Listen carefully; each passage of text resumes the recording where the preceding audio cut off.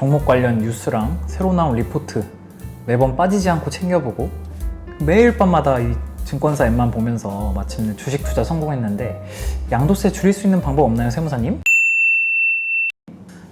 안녕하세요. 고원준 세무사입니다. 2025년 미국 주식이 뜨겁게 상승했는데요.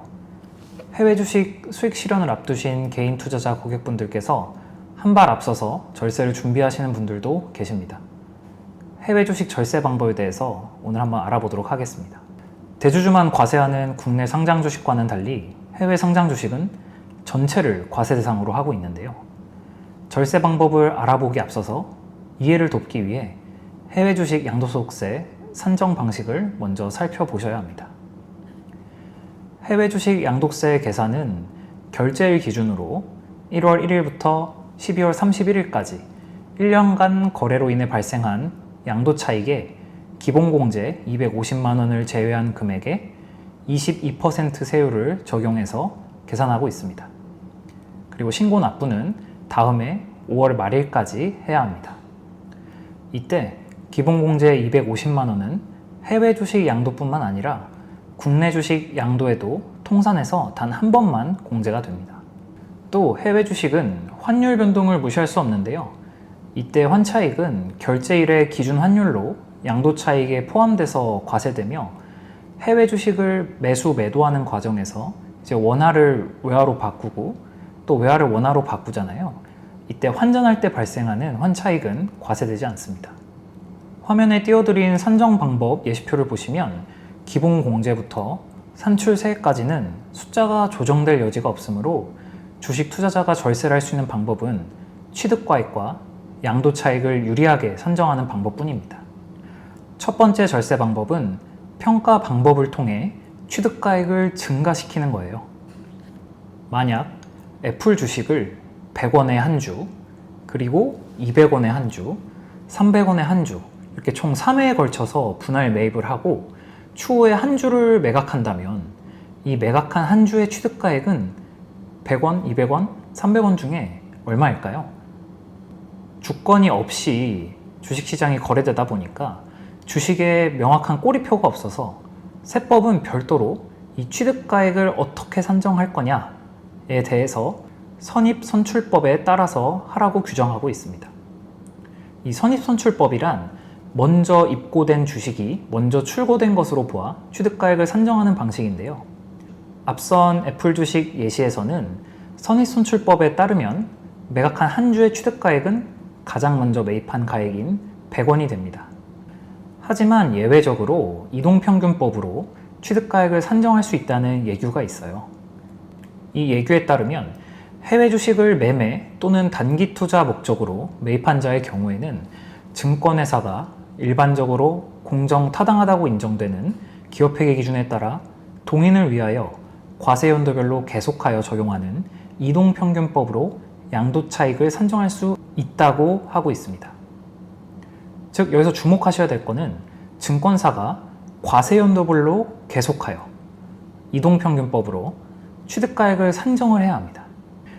이동평균법이란 주식을 매입할 때마다 그 시점의 평균 단가를 다시 계산해서 취득가액을 평가하는 방법을 말합니다. 좀 더 이해하시기 쉽게 예시를 통해서 한번 알아보도록 하겠습니다. 25년 1월에 팔란티어 주식 80주를 주당 88,000원에 80주를 매입하고요.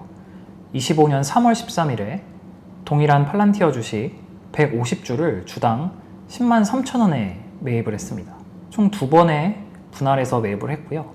그리고 25년 10월 8일에 팔란티어 주식 100주를 주당 238,000원에 매도한 경우를 가정해 볼게요. 그 이후에 또는 중도에 다른 주식 거래는 없었고 환율 변동이나 거래 수수료는 고려하지 않았습니다. 양도가액은 동일할 거고요. 취득가액을 보시면 선입선출법은 먼저 매입한 80주, 그 다음에 나중에 매입한 150주 중 20주에 대한 가액을 각각 산정을 하고 합산을 해서 910만 원으로 산정됩니다. 그런데 이동평균법은 매도한 시점까지의 매입한 가액의 평균가액을 산정해서 취득가액을 산정하는데요. 2회에 걸쳐 취득한 주식가액을 합산해서 주당 가액을 계산하고 그를 통해 취득가액을 산정합니다. 이동평균법에 따르면 취득가액은 980만 원으로 산정이 됩니다. 결과적으로 이 차익은 14만 7천 원이 발생하게 되는데요. 예시에서는 세액 차이가 10만 원대이지만 매매 규모와 주식가액 변동폭에 따라 몇백만 원 이상 차이가 날 수도 있는데요. 이 주식이 장기적으로는 상승하지만 주가 변동이 중도에 큰 경우에는 분할 매수 후 일부 주식을 매각한다면 이동평균법이 통상적으로 유리한 것이 사실입니다. 하지만 항상 이동평균법이 유리하진 않고요. 그 매입 시점과 상황에 따라 오히려 불리하게 적용이 되는 경우도 있습니다.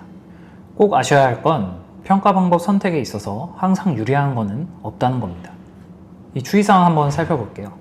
이 선입선출법과 이동평균법 평가 방법은 원칙적으로 선택이 불가능하고 매매를 실현한 증권사에서 어떤 평가 방법을 적용하는지에 따라 달라집니다.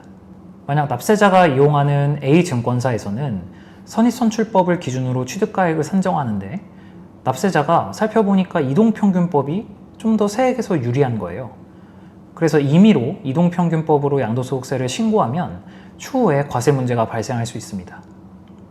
즉 다시 말하면 납세자가 유리한 방향으로 평가 방법을 임의로 변경할 수 없습니다. 만약 유리한 평가 방법을 적용하고자 한다면 해당 평가 방법을 적용하는 증권사 계좌로 계좌 대체를 한 후에 거래하는 방식으로 계산 기준을 산정할 수 있습니다. 그리고 유리한 평가 방법을 적용하는 증권사에 계좌 대체를 하기 전에 이 취득가액이 계좌 대체를 하는 경우 이동평균법 또는 선입선출법, 바뀐 평가 방법으로 적용이 되는지를 꼭 확인을 하세요. 그리고 계좌 대체를 통해서 평가 방법을 변경할 수 있다면 또 추가로 어떤 서류를 제출해야 되는지 이런 것들을 체크하시면 좋습니다. 다만 앞서 보여드린 예규를 좀 엄격하게 적용한다면 유리한 평가 방법을 적용하는 증권사로 계좌 대체를 한 경우에도 납세자가 임의로 평가 방법을 변경하는 수단으로 보아서 과세관청이 문제를 삼을 여지도 있지만 아직까지는 실무에서 이슈가 발생하지는 않고 있어요. 되도록이면 선입선출과 이동평균법 중 본인의 주식 매매 전략에 따라서 유리한 평가 방법을 적용하는 증권사에 처음부터 계좌를 분리하여 거래하시는 것이 가장 좋습니다. 화면상으로 참고하시라고 증권사별 주식평가 방법 정리한 거를 올려드릴게요. 자, 이제 두 번째 절세 방법은 국내 주식 손실과 해외 주식 이익을 합산해서 양도 차익을 감액하는 방법입니다. 이 주식에 대한 양도소득세는 해외 주식 관련 양도 차익뿐만 아니라 국내 주식의 양도 차익도 함께 합산해서 신고하도록 되어 있는데요. 국내 상장 주식은 기본적으로 대주주에 해당하는 경우에 양도소득세 신고 의무가 있다고 다들 알고 계실 거예요.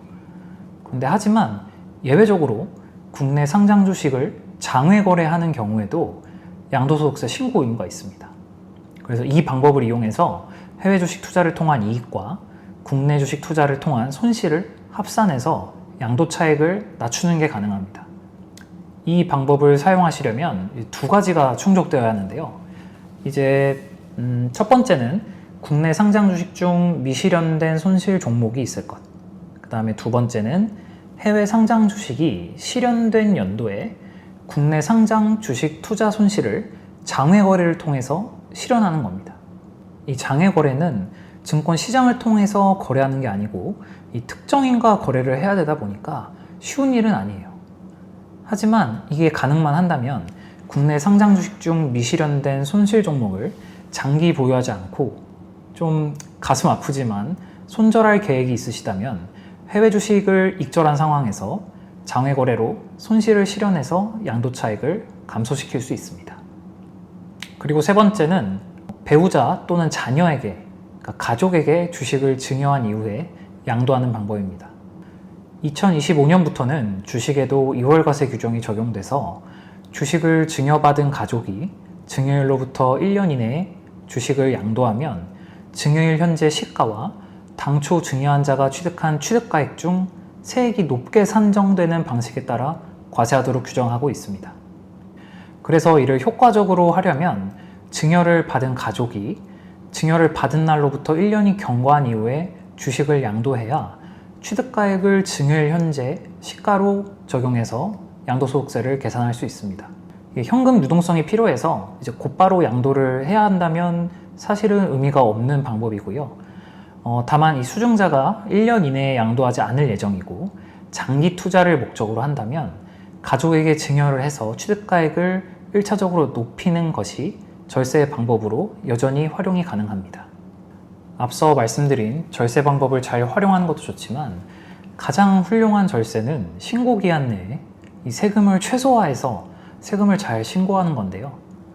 해외 주식 관련해서 쉽게 놓치시는 사항들을 간략하게 안내 드릴게요. 만일 배우자나 자녀가 지금까지는 근로소득이나 사업소득, 양도소득 이런 게 전혀 없었어서 지금까지 본인의 피부양자로 등록을 해서 부양가족 공제를 연말정산할 때 받은 거예요. 그런데 올해 처음으로 배우자나 자녀가 해외 주식을 투자해서 연 100만 원 이상의 양도소득이 발생했다면 올해부터는 이 피부양자로 부양가족 공제를 적용받을 수가 없게 됩니다. 이 부분을 고려하지 못하고 그냥 계속 연말정산 자료 낼 때 지금까지 냈던 대로 계속해서 제출을 하셨다면 이 추후에 기본공제가 배제되는 이슈가 발생할 수 있습니다. 또 이 피부양자 관련해서 이 건강보험료 부분도 체크를 해봐야 되는데요. 다행히 양도소득은 건강보험료 피부양자 대상소득에 포함되지 않으므로 보험료 쪽은 피부양자가 자격을 계속 유지할 수 있습니다. 그리고 주의해야 될 사항 또 하나는 그 해외 주식 배당주를 많이 투자하시는 분들 계시죠? 이때 이 배당금이 2천만 원을 초과하게 되는 경우에는 금융소득 종합과세 대상이므로 5월에 종합소득세를 합산 신고하셔야 되는데요. 이 신고를 하는 건 좋은데 또 절세할 수 있는 건 최대한 해야 되겠죠.